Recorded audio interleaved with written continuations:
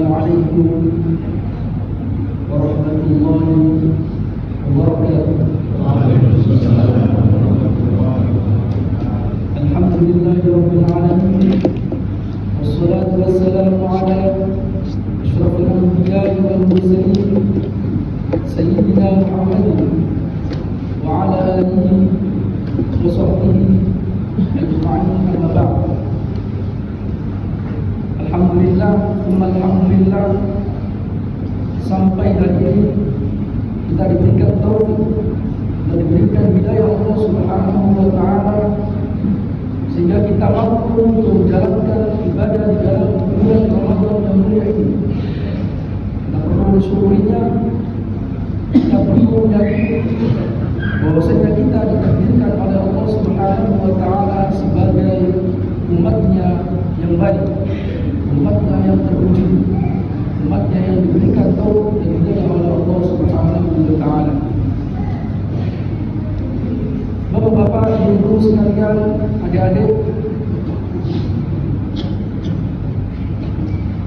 puasa oleh para ulama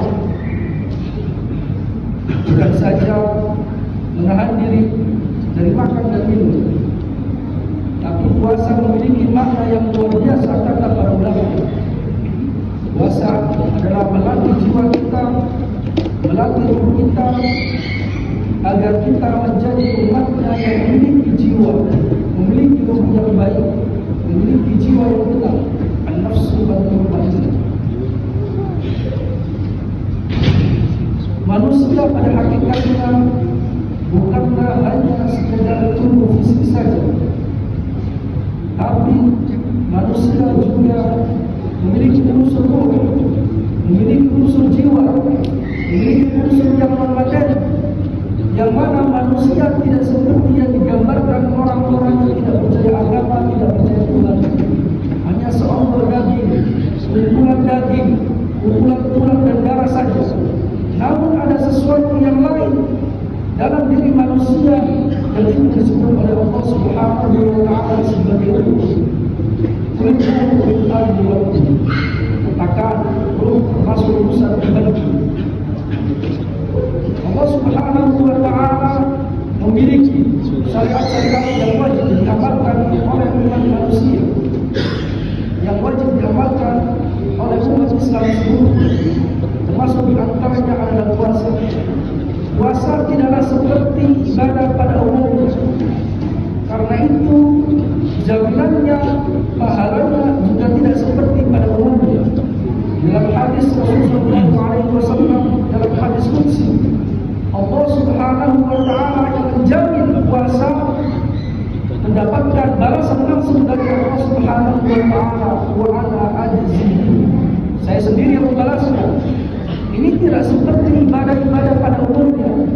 Ibadah yang lainnya diberikan hitungannya, mengamalkan sekian mendapatkan pahala sekian, mengamalkan ini sekian akan mendapatkan reward sekian nanti di akhirat.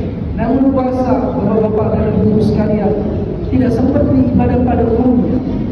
Allah sendiri yang menjaminnya, wa ana ajzi, saya sendiri yang membalasnya. Itu tidak lain dan tidak bukan karena memang puasa itu ibadah yang tidak seperti ibadah pada umumnya. Bapak-bapak dan ibu sekalian, orang bisa kita teliti apakah dia telah melakukan sholat atau tidak. Orang bisa berbohong, saya sholat, ternyata tidak sholat. Saya membayar zakat, tidak ada catatannya. Saya berangkat haji, tidak ada visanya. Kita bisa membuktikan, namun puasa tidak. Orang non-muslim misalnya, dia misalnya bukan karena puasa, tapi dia memang tidak makan. Dia tidak makan mulai pagi hari sampai maghrib. Atau orang muslim yang sebenarnya dia tidak niat berpuasa karena tertidur misalnya sepanjang hari tidur, atau memang tidak memiliki uang sama sekali untuk membeli makanan. Maka kita tidak bisa membedakan mana yang puasa dan mana yang tidak. Karena itu puasa adalah kata para ulama ibadah untuk melatih ikhlasa. Tidak ada seorang pun yang mengetahui engkau puasa, engkau ikhlas berpuasa, apakah sudah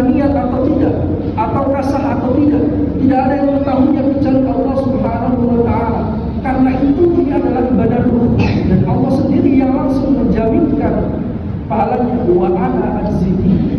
Saya langsung yang membalasnya.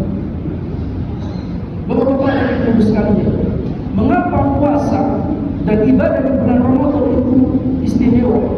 Karena tidak lain dan tidak bukan, puasa adalah ibadah yang dirancang oleh Allah Subhanahu wa taala untuk menyempurnakan salah satu unsur manusia.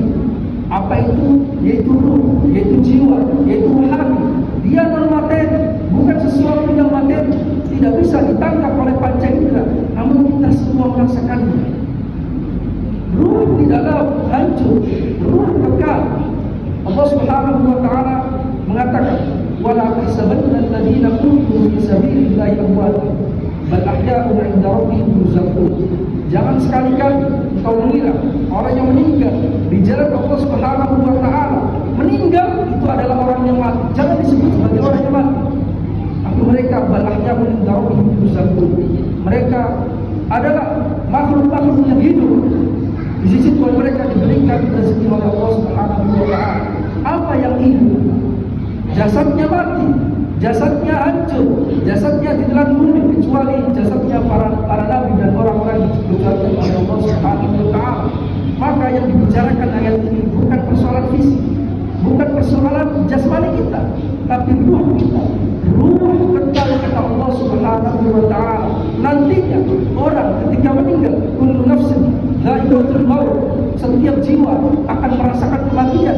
Yang meninggal, yang mati, yang hancur adalah fisiknya, namun ruhnya tetap di alam barzakh. Ketika orang meninggal menghembuskan nafas terakhirnya, maka dia mendapatkan balasan apa yang diperbuat dari dunia. Jika baik, dia mendapatkan nikmat yang luar biasa, dan seterusnya akan semakin baik, semakin baik.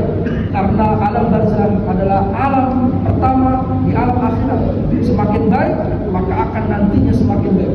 Demikian juga orang yang tidak puasa misalnya, orang yang ahli korupsi misalnya, orang yang melakukan tindak-tindak yang tidak terpuji misalnya, orang yang kufur misalnya, nanti ketika meninggalnya jasadnya bisa hancur, rohnya disiksa oleh Allah Subhanahu wa taala di alam barzakh. Itulah mengapa perhatian agama Islam terhadap kebersihan jiwa itu penting sekali. Dalam Al-Quran dikatakan, "Qad aflaha man zakkaha wa qad khaba man dassaha." Sungguh beruntung orang yang menyucikan jiwanya, menyucikan jiwa, dan sungguh merugi orang yang mengotori jiwanya. Bagaimana mengotori dan menyucikan jiwa? Mengotori jiwa bukan dengan cara kita memberikan kotoran-kotoran fisik, bukan. Membersihkannya bukan dengan cara kita menyucinya, membasuhnya dengan air, bukan. Karena itu bukan persoalan fisik, tapi ini persoalan non fisik, non materi, yaitu membersihkannya dengan cara kita melakukan ibadah puasa, kita membersihkan jiwa, kita melatih jiwa kita. Ketika orang berpuasa yang meningkat, empatinya terhadap orang miskin meningkat, sabarnya terlatih, kasih sayang terhadap keluarganya meningkat. Semua umat Islam dirahmati oleh orang yang berpuasa. Karena itu puasa adalah ibadah untuk menyucikan jiwa. Marilah dalam kesempatan ini kita memahami makna dan rahasia puasa yang luar biasa ini. Kita membersihkan jiwa kita minimal 1 bulan di dalam waktu 1 tahun, agar nantinya kita akan bisa menemui Allah Subhanahu wa taala di qalbin salim. Orang yang dirahmati dan diberikan syafaat oleh Nabi nantinya adalah mendapatkan kebersihan hati, kebersihan tubuh, kebersihan jiwa, sehingga kita disabdakan, diperintahkan, irji'i ya ayyuhan nafsul mutmainnah, irji'i ila rabbiki radiyatan mardiyah. Wahai jiwa yang tenang, kembalilah kepada Tuhanmu dalam keadaan ridho dan ridho. Itulah hakikat dari puasa, sehingga kita bisa memahami dan mengimplementasikan dalam kehidupan sehari-hari. Demikian yang bisa disampaikan pada kesempatan yang singkat ini. Wallahu muwaffiq ila aqwamit thoriq. Wassalamualaikum warahmatullahi wabarakatuh.